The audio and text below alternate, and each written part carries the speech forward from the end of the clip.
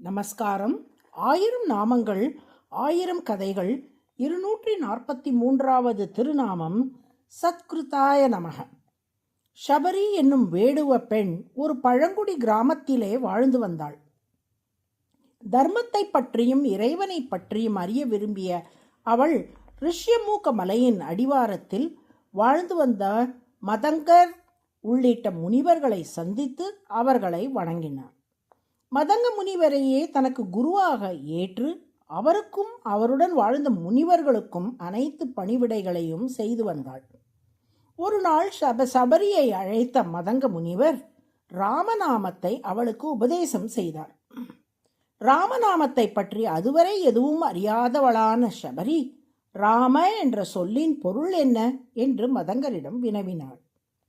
அதற்கு மதங்கரோ, நீ ராம ராம என்று எப்போதும் சொல்லிக்கொண்டே இருந்தால் பொருள் உன்னை தேடி வரும் என்று விடையளித்தார். ஷபரியும் குருவின் ஆணைப்படி ராமநாமத்தை அன்று முதல் சொல்லத் தொடங்கினாள். மதங்கர் தமது மனித உடலை நீத்து வைகுண்டத்துக்கு புறப்படுவதற்கான நேரம் வந்தது. அப்போது ஷபரியிடம், ராமநாமத்தின் பொருள் உன்னை தேடி வரும் என்று நான் சொன்னேன் அல்லவா? அந்த ராமநாமத்தின் பொருளான சாக்ஷாத் ராமபிரான் உன்னை தேடி வந்து உனக்கு அருள் புரிவான் என்று அவளிடம் சொல்லிவிட்டு புறப்பட்டார்.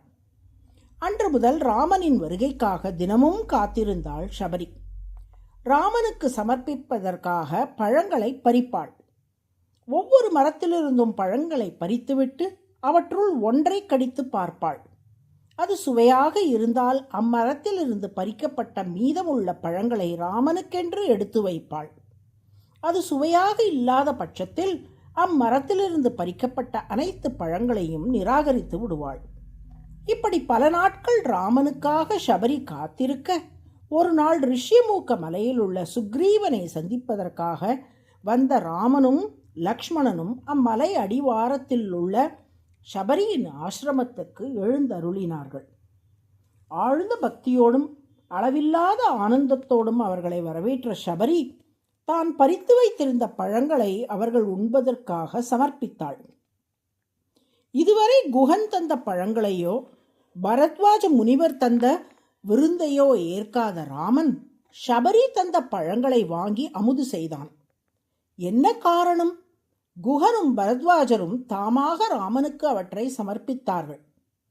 ஷபரியோ குருவின் கட்டளைப்படி ராமனுக்கு பழங்களை சமர்ப்பித்தாள்.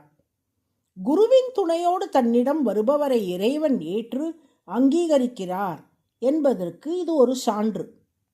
உன்னை தரிசிப்பதற்காக எத்தனையோ யோகிகள் காத்திருக்க அவர்களுக்கெல்லாம் தரிசனம் தராது ஒன்றுமில்லாதவளான என்னை தேடி வந்துள்ளாயே.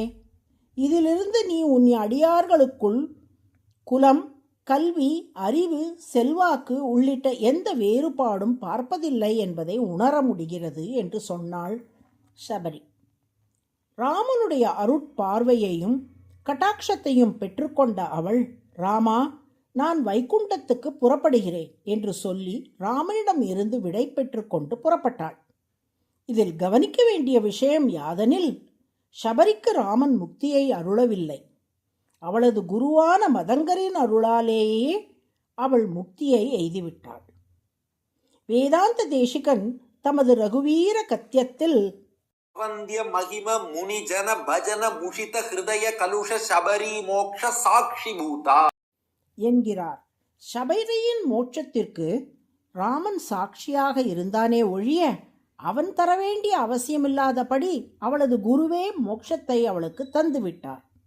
சத்கிருத என்றால் பூஜிக்கப்படுபவர் என்று பொருள்.